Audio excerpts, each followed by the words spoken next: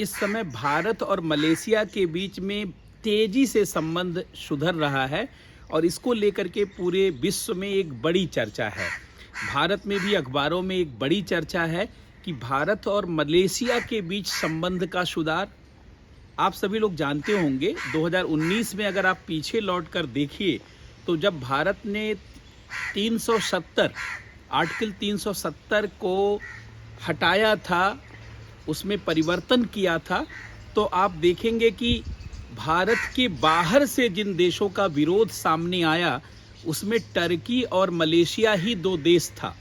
और जब CAA के संबंध में भारत में आंदोलन हुआ और कई सारी जो है एक तरीके से देखा जाए प्रदर्शन हुए, तो भारत के अंदरूनी मामले पर तत्कालीन मलेशिया के वहाँ के प्रधानमंत्री महातिर मोहम्मद बहुत मुखर होकर के बयान दे रहे थे और तुर्की के अर्दोगन, ये दोनों लोग भारत से सीधे टकराव मोल ले रहे थे और संयुक्त राष्ट्र के मंच का प्रयोग करके भी इन्होंने भारत का बड़े स्तर पर विरोध किया। भारत की सरकार ने एक संतुलित ही बयान दिया, लेकिन वही देखिए दौर कैसे 3 साल में बदलता है। 2023 में तुर्की के साथ भी भारत के संबंधों का बड़े तेजी से विस्तार हुआ और अर्दोगन अब भारत विरोध की नीति से पीछे हटने लगे हैं। वहीं दूसरी तरफ मलेशिया में भी सत्ता का परिवर्तन हुआ। महातिर मोहम्मद के बाद वहां अनवर इब्राहिम प्रधानमंत्री बन चुके हैं और अनवर इब्राहिम कह रहे हैं कि भारत के साथ संबंधों को पुनर्परिभाषित करते हुए वो मधुर बनाएंगे।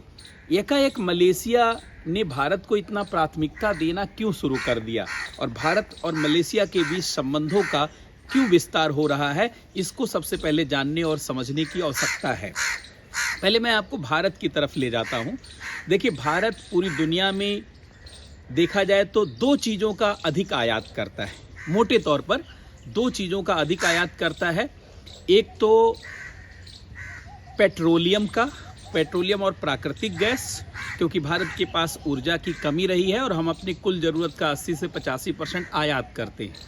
पेट्रोलियम हम आयात करते हैं सामान्यतः पश्चिमी देशों से। पश्चिमी देशों का मतलब अरब के देशों और पश्चिमी एशिया के देशों से। खैर, आजकल रूस से ज़्यादा आयात होने लगा है। एक तरीके का वहाँ ये स्ट्रैटेजी बदली है भारत की। दूसरी तरफ हम खाने वाले तेल का भी बहुत अधिक आयात करते हैं। ना केवल गाड़ी से चलने वाले तेल का हम ज़्यादा आयात करते हैं, हम खाने वाले तेल का भी बहुत अधिक आयात करते हैं। और खाने वाले तेलों में हम सबसे अधिक आयात करते हैं पाम आयल, जिसको आप गांव की भाषा में या सामान्य भाषा में ताड़ का तेल कहते हैं। पाम आयल का हम बहुत अधिक आयात करते हैं। भारत के कुल तेल आयात का, खाने वाले तेल आयात का 2/3 पाम आयल ही है, ताड़ का तेल है। और ताड़ के तेल का दुनिया में सबसे बड़ा उत्पादक इंडोनेशिया है और दूसरे नंबर पे मलेशिया है। और इंडोनेशिया और मलेशिया से बहुत देशों का संबंध होने का एक बड़ा कारण यही पाम आयल है। पाम आयल ही उनका सबसे बड़ा निर्यात कहा जा सकता है। मलेशिया का सबसे बड़ा निर्यात वही है और इंडोनेशिया का कमोबेश वही सबसे बड़ा निर्यात। देखिए, अगर आप शैम्पू करते हैं, अगर आप साबुन लगाते हैं, अगर आप दंतमंजन या ब्रश करते हैं, या आप चॉकलेट खाते हैं, टॉफ़ी खाते हैं, या इवन ब्रेड खाते हैं, या मेकअप करते हैं, पाउडर लगाते हैं या क्रीम लगाते हैं, इन सभी चीज़ों में पाम आयल का उपयोग किया जाता है। आप सोच रहे होंगे इतना सारा। कहा जाता है कि दुनिया के जितने भी कॉस्मेटिक प्रोडक्ट हैं और खाने वाली वस्तुएं हैं, जितना भी डिब्बा बंद, पैकेट बंद, ये सारा जो है, इसमें 50% पाम आयल का ही उपयोग होता है। आखिर पाम आयल में इतनी क्या विशेषता पाई जाती है? देखिए, पाम आयल ऐसे तो सैचुरेटेड आयल होता है। आपने फैट के बारे में पढ़ा होगा कि सैचुरेटेड और अनसैचुरेटेड, संतृप्त वसा और असंतृप्त वसा। जो चीज़ ठोस होती है उसे सैचुरेटेड कहा जाता है और जो चीज़ द्रव के रूप में, लिक्विड के रूप में होती है, उसको अनसैचुरेटेड कहा जाता है। ऐसे तो WHO के अनुसार अनसैचुरेटेड जो फैट है वो स्वास्थ्य के लिए बहुत फ़ायदेमंद है। लेकिन कभी आपने पूड़ी तलते हुए या जो है समोसा बनाते हुए या तमाम इस तरीके की खाने वाली चीज़ों के संदर्भ में देखा होगा तो वनस्पति घी, डालडा का बहुत लोग उपयोग करते हैं। और डालडा क्या होता है? डालडा ठोस होता है और उसमें जब पूड़ी तली जाती है या उसमें जब समोसा बनाया जाता है तो वो अलग तरीके से दिखता है और उसका आप देखेंगे वो ब्राउन कलर का और बहुत ही अच्छी कलर का दिखता है। और पाम आयल लगभग ऐसा, पाम आयल देखने में ठोस जैसा होता है, बहुत ज़्यादा तापमान पर ही पिघलता है। बहुत लोग पाम आयल को देख करके सोचते हैं कि शायद ये बटर है, क्रीम है। यहाँ मुखर्जी नगर में मैं देखता हूँ कि जो लोग जो है छोले कुलचे खाते हैं या इस तरीके से छोला भटूरा खाते हैं तो वो अक्सर वो जो है ऐसे दिखता है, बटर जैसा दिखता है, येलो कलर का, सोचते हैं कि ये बटर है। बटर नहीं है मेरे भाई, वो पाम आयल ही है। पाम आयल का ही खाने पीने में ज़्यादा उपयोग होता है। देखिए, बाकी अगर आप वनस्पति तेल जितने भी है, चाहे सरसों का तेल हो, चाहे मूंगफली का तेल हो, चाहे नारियल का तेल हो, चाहे सोयाबीन का तेल हो, किसी भी तेल को अगर आप घी बनाना चाहेंगे, मतलब डालडा टाइप का बनाना चाहेंगे, तो उसमें हाइड्रोजन को ऐड करना पड़ता है, उसमें हाइड्रोजन को जोड़ना पड़ता है। और पाम आयल बिना हाइड्रोजन जोड़े ही ठोस अवस्था में होता है। इसके लोकप्रियता के कारणों में यह एक बड़ा कारण है और यही कारण है कि पूरी दुनिया में पाम आयल को पसंद किया जाता है। अब सोचिए, यूरोपीय अमेरिकी देशों में इसको इतना पसंद किया जाता है। अभी इस पर मैं चर्चा नहीं करूंगा कितना स्वास्थ्य के लिए अनुकूल है, प्रतिकूल है, लेकिन ये सब विशेषताएं हैं पाम आयल की और इस नाते पाम आयल को बहुत पसंद किया जाता है। भारत अपना पाम आयल जो मंगाता है वो सबसे अधिक इंडोनेशिया से मंगाता है। लगभग 60 से 70% हम इंडोनेशिया से मंगाते हैं और 30 से 40% हम पाम आयल मलेशिया से मंगाते हैं। इन दो देशों के अलावा कोई तीसरा देश इतना प्रभावी नहीं है। यद्यप अफ्रीका के कुछ देशों में, घाना में, नाइजीरिया में, लाइबेरिया में, बेनिन में, टोंगो में भी इसका उत्पादन होता है पाम आयल का, लेकिन हम लोग इन्हीं देशों को पसंद करते हैं। अब चूंकि भारत खाद्यान्न तेल के मामले में भी आत्मनिर्भर नहीं हो पाया है, तो हमारा आयात लगातार चल रहा है और ऐसे में भारत चाहता है कि जिन देशों के साथ आयात कर रहा है उनके साथ अनुकूल परिस्थितियां हों। अनुकूल परिस्थितियों का मतलब आप देख रहे होंगे कि रुपया लगातार गिरता जा रहा है और डॉलर का मूल्य बढ़ता जा रहा है। $1 में 83-84 रुपये तक चीज़ें पहुंच गई थी।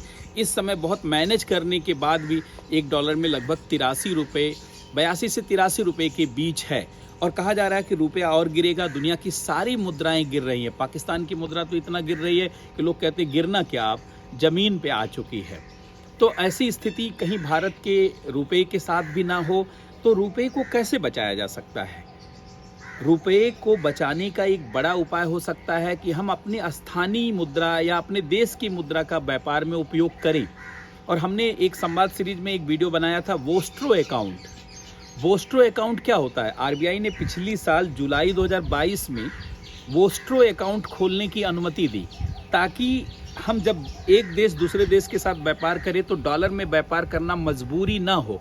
अभी तक पूरी दुनिया डॉलर में व्यापार करती है, मजबूरन उसे करना पड़ता है। अच्छा, जब कोई भी देश डॉलर में व्यापार करता है तो दो बड़ी चुनौती आती है। एक तो उसे डॉलर खरीदना पड़ता है, कमीशन देना पड़ता है। दूसरा क्या है कि डॉलर इतने आसानी से उपलब्ध भी नहीं होता। डॉलर की उपलब्धता के नाते उसकी डिमांड बढ़ जाती है, फिर अपनी करेंसी का डिप्रिशिएशन भी होता है।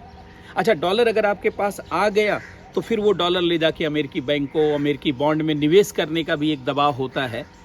और डॉलर इम्पीरियलिज्म है पूरी दुनिया में। अमेरिका एक प्रभावी देश इसलिए भी बना हुआ है कि डॉलर में सब चीज़ें होती हैं। खैर, उसके बारे में भी हम लोग बाद में बात करेंगे।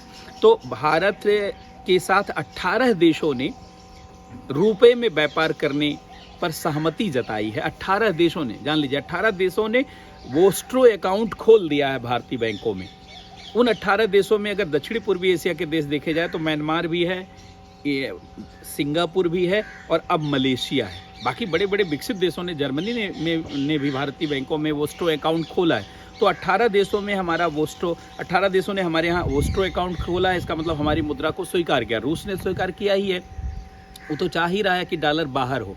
तो मलेशिया ने पहली बात तो रुपये में व्यापार करने में सहमति जताई। अब ऐसे में जब हम उससे तेल मंगाएंगे, खाद्यान्न तेल, पाम आयल मंगाएंगे, तो हमको पेमेंट रुपये में करना रहेगा। हमारे लिए बहुत सहज होगा, डॉलर को ना हमें जुटाना। अच्छा, दूसरा, वो हमको पाम ऑयल का निर्यात करता है, लेकिन भारत से सॉफ्टवेयर की सेवाएं, इंजीनियरिंग के कई सारे गुड्स और इसके अलावा खाने पीने के कृषि उत्पाद भी खरीदता है।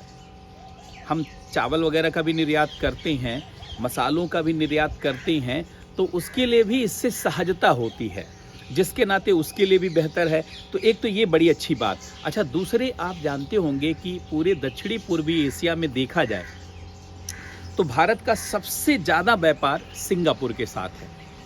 भारत का आसियान में 10 देश हैं, आसियान के 10 देशों में भारत का सबसे अधिक व्यापार सिंगापुर, लगभग $30 बिलियन का व्यापार है। दूसरा सबसे अधिक व्यापार इंडोनेशिया के साथ है $26 बिलियन का, और तीसरा सबसे अधिक जो हमारा व्यापार है वो मलेशिया, लगभग $20 बिलियन के आसपास। इसमें $2 और बढ़ने की संभावना अगर हम रुपए में व्यापार करते हैं। अब ऐसे में आप समझ सकते हैं कि इतने बड़े बायलों में जहां आज देश $1 के लिए, बिलियन डॉलर के लिए तरस रहे हैं, पाकिस्तान के ऊपर कर्ज इतना ज़्यादा हो चुका है कि वो $2 या $3 बिलियन की सहायता चाहता है, उतना ही कोई उसको सहायता नहीं करता। पूरा सिंगापुर, पूरा जो है श्रीलंका डूब गया, वही $1-2 बिलियन इकट्ठा नहीं कर पा रहा है, और $2-2, $3-3 का इंक्रीमेंट हर साल हो रहा है मलेशिया के साथ व्यापार में। तो ये मलेशिया के लिए भी बहुत फ़ायदेमंद, हमारे लिए भी बहुत फ़ायदेमंद। ऐसे में मलेशिया की सरकार ने थोड़ा सूझबूझ दिखाया और भारत के वाणिज्य मंत्रालय के साथ, भारत के विदेश मंत्रालय के साथ कई जो है सेल बनाया है, कई विशेषज्ञों की टीम गठित की है कि भारत मलेशिया के बीच आर्थिक संबंधों को बेहतर किया जा सके, व्यापारिक संबंधों को बेहतर किया जा सके। एक चीज़ ध्यान रखिए, जब कोई भी देश व्यापारिक स्तर पर निकट आता है तो धीरे धीरे वो सामरिक और रणनीतिक स्तर पर भी निकट आने लगता है, क्योंकि संबंध मजबूत होने से, देखिए, जिसके साथ आर्थिक हित होते हैं उसके साथ कोई संबंध बिगाड़ना नहीं चाहता। इसका मतलब 2023 बड़ा सुनहरा वर्ष बन के आया है। भारत के 2 कट्टर दुश्मन हुआ करते थे और पाकिस्तान के 2 कट्टर समर्थक हुआ करते थे। एक तुर्की जो अपने को आजकल लिखता है, और दूसरा यही मलेशिया, और ये दोनों उनके समर्थक टूट करके भारत के पाले में आ गए। तुर्की तो आ गया, भूकंप वहाँ आया और भारत ने बड़ी अच्छी सहायता की, बहुत सपोर्ट किया, वहाँ की जनता ने भारत की प्रशंसा की और पूरी दुनिया में संयुक्त राष्ट्र ने भारत की प्रशंसा की तुर्की में भूकंप के मुद्दे पर, जिसके नाते वहाँ की सरकार में बदलाव आया, उसने भी पाकिस्तान का साथ देना लगभग छोड़ा है और भारत के पाले में आ गया। दूसरा मलेशिया आ गया। ऐसे में देखा जाए तो पाकिस्तान अब अकेला पड़ गया है। अब पाकिस्तान का साथ केवल वही डाकू देश चीन दे सकता है, और पाकिस्तान स्वयं अपना साथ स्वयं नहीं दे रहा है। लेकिन ये एक बड़ी अच्छी स्थिति आई है, और ये मुद्दा, मलेशिया का मुद्दा जो है एक महत्वपूर्ण मुद्दा बन गया है। एग्ज़ाम के नज़रिए से, परीक्षा के नज़रिए से, पीटी और मेंस के नज़रिए से भारत मलेशिया के बीच संबंधों, भारत मलेशिया के बीच गतिविधियों, भारत मलेशिया के बीच आयात निर्यात व्यापार, वोस्ट्रो अकाउंट, ये सारी चीज़ें अब चर्चा के मुख्य बिंदु बन गए हैं। साथ ही मलेशिया और इंडोनेशिया बहुत निकट है। मलक्का जल संधि वहीं पे है, मलय प्रायद्वीप और सुमात्रा के बीच में। मलक्का को दरवाज़ा कहा जाता है एशिया प्रशांत क्षेत्र का। तो इन सारी चीज़ों को आप तैयार रखेंगे। और आप जानते हैं मलेशिया एक ऐसा देश है जो मलय प्रायद्वीप में भी है, बोर्नियो में भी है। तो ये सारे क्षेत्र को देख कर रखेंगे, समझ के रखेंगे, जिससे एग्जाम में आपको बहुत बढ़त मिलेगी। संवाद सीरीज में आज हम लोगों ने इसी विषय पे बात किया। फिर कल हम लोग नए विषय पर जो एग्जाम के दृष्टि से और बहुत चर्चित मुद्दे हैं उन पर लगातार बात करते रहेंगे, ताकि एग्जाम में आपको बढ़त मिल सके। जो विद्यार्थी पीछे की सीरीज को नहीं देख पाए हैं वो पीछे की संवाद सीरीज को जरूर देखें, क्योंकि हम लोग लगभग 20 दिनों से लगातार इस पर काम कर रहे हैं। तो पीछे से लगातार सीरीज को देखते रहेंगे तो एग्जाम में आपको 10-12 क्वेश्चन की आसानी से बढ़त मिल सकती है, और केवल बहुत कम समय दे करके आसानी से अपने पक्ष में रिजल्ट को करने में सहायता मिल सकती है। बहुत बहुत धन्यवाद, बहुत नमस्कार।